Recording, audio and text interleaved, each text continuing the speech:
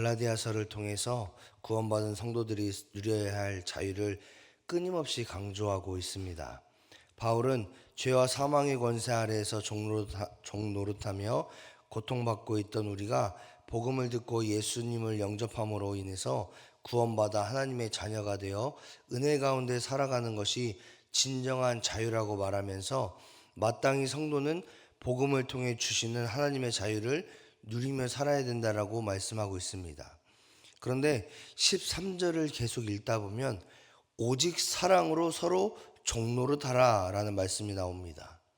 죄와 사망의 종노릇하던 성도들에게 복음이 주는 하나님의 자유를 누리라고 말했던 이 사도 바울이 다시 종노릇하라는 이 말을 했기 때문에 조금 이상하게 들려질 수 있습니다. 하지만 하나님께서 율법을 제정하신 이유를 알면 사도 바울이 이런 말을 한 이유에 대해서 우리가 정확히 볼 수 있습니다. 하나님께서 이스라엘에게 율법을 주신 내용을 기록한 것이 출애굽기인데, 출애굽기를 쭉 살펴보면 하나님께서 율법이 적힌 돌판을 이 모세에게 주시면서 이스라엘 백성들이 지키고 행할 것을 말씀하시는 것을 볼 수 있습니다. 그리고 그 율법을 지키는 것이 하나님의 백성이다라는, 하나님의 백성의 삶을 살아가는 거다라는 것을 강조하고 있음도 볼 수 있습니다. 하나님은 이스라엘 백성이 율법을 지킴으로 인해서 하나님의 백성답게 그리고 백성다운 삶을 살기를 원하셨습니다.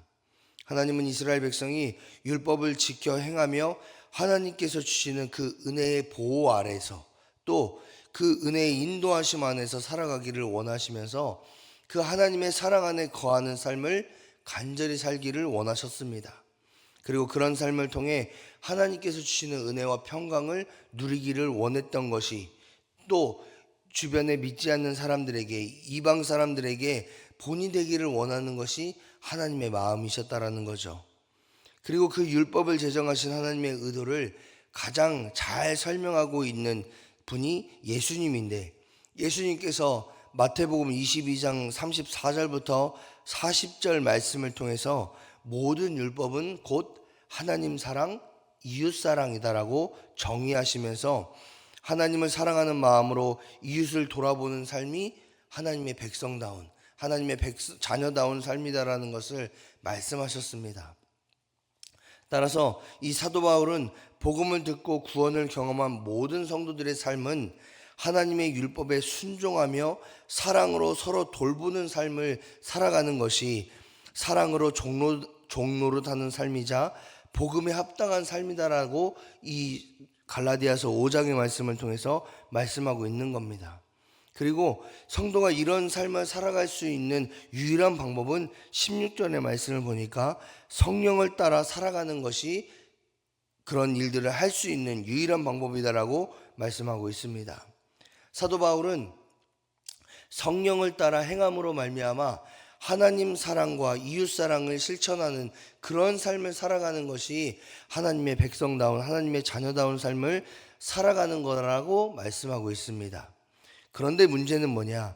사도 바울은 모든 사람은 언제나 육신의 소욕과 성령의 소욕이 싸우는데 성도는 언제나 성령님을 따라 살아감으로 말미암아 하나님께서 기뻐하신 삶을 사는 것이 옳다라고 이야기하고 있습니다. 하나님은 우리에게 인생을 허락하시면서 이 성령의 소욕과 또 육신의 소욕이 싸우는 삶을 계속해서 경계하고 계심을 우리는 볼 수 있는데, 이런 삶을 살아갈 때마다 우리가 날마다 우리의 육신의 소욕과 성령의 소욕이 싸울 때마다 그때마다 우리는 성령을 따라 하나님의 뜻에 순종하는 삶을 살아가겠다라고 결단해야 된다라는 것을 볼 수 있어요.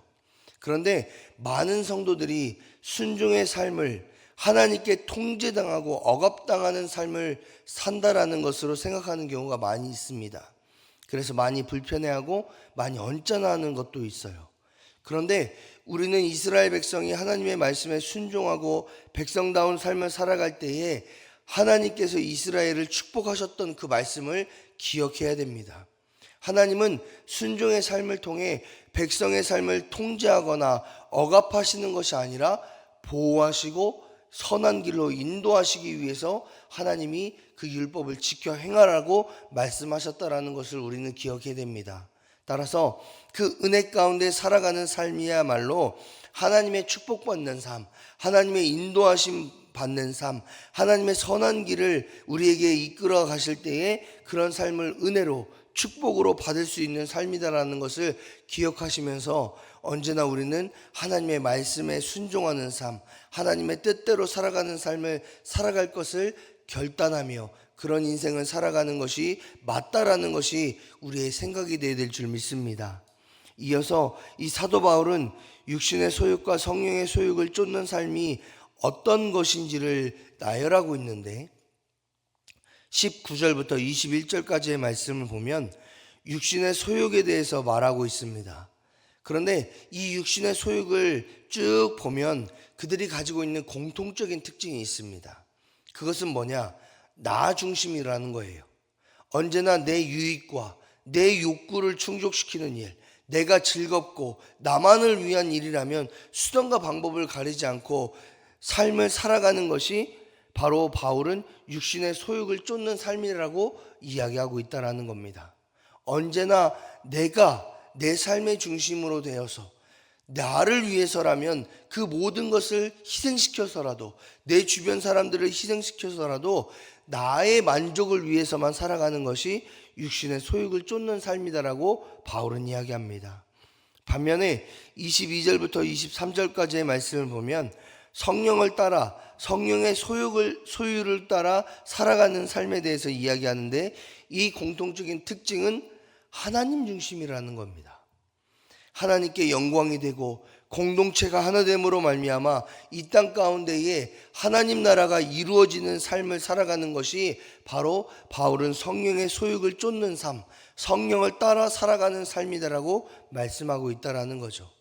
사도 바울은 예수님의 십자가 그 복음을 듣고 구원을 이룬 우리 성도들의 삶은 십자가의 육신의 소욕을 모두 못 받고 성령을 쫓아 살아가며 하나님께 영광을 돌리는 삶을 살아가야 된다라고 분명하게 강조하고 있습니다.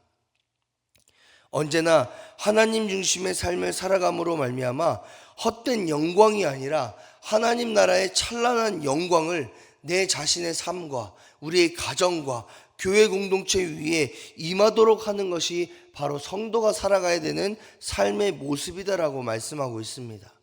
따라서 이런 삶을 살아갈 때에 하나님께서는 우리 육신의 소욕이 아닌 성령의 소욕을 따라 우리가 나 중심이 아닌 하나님 중심의 삶을 살아감으로 말미암아 하나님께서는 우리의 삶을 통해 영광 받으시겠다라고 분명하게 말씀하고 계시다라는 거죠. 하나님께 사랑하신 여러분, 예수님의 십자가 그 복음을 듣고 구원받은 성도인 우리는 언제나 성령을 쫓아 하나님의 백성답게 하나님의 자녀다운 삶을 살아가야 됩니다. 하지만 우리의 힘과 우리의 노력으로는 절대로 그런 삶을 살아갈 수가 없습니다. 그래서 사도 바울은 우리의 연약함까지도 모두 십자가에 내려놓고 성령의 도우심을 받으면서 살아가라고 말씀하고 있습니다. 그리고 우리가 성령과 동행하면 우리를 통해 하나님께서 영광 받으실 뿐만 아니라 우리의 삶과 가정과 교회와 나라와 하나님께서 주신 자녀들의 모든 삶 가운데에 하나님의 나라가 임하게 될 거라고 분명하게 말씀하고 있습니다. 이 은혜와 축복의 주인공이 저와 여러분이 되시기를 소망합니다. 날마다 성령을 쫓아 복음과 구원 안에 거할 때에 우리는 하나님 나라를 유업으로 받게 될 줄 믿습니다. 이 땅 가운데에 하나님 나라를 소망하며 하나님 나라를 누리게 될 줄 믿습니다. 그 중심이 가장 중요한 것은 우리가 성령을 쫓아 성령의 인도하심 안에 살아갈 때 비로소 그런 역사가 일어난다라는 것을 늘 기억하시며 오늘 한날을 살아가실 때에 날마다 성령 하나님과 동행하시며 성령을 따라 순종의 삶을 살아가시는 저와 여러분의 축복된 삶이 되시기를 주님의 이름으로 축복합니다.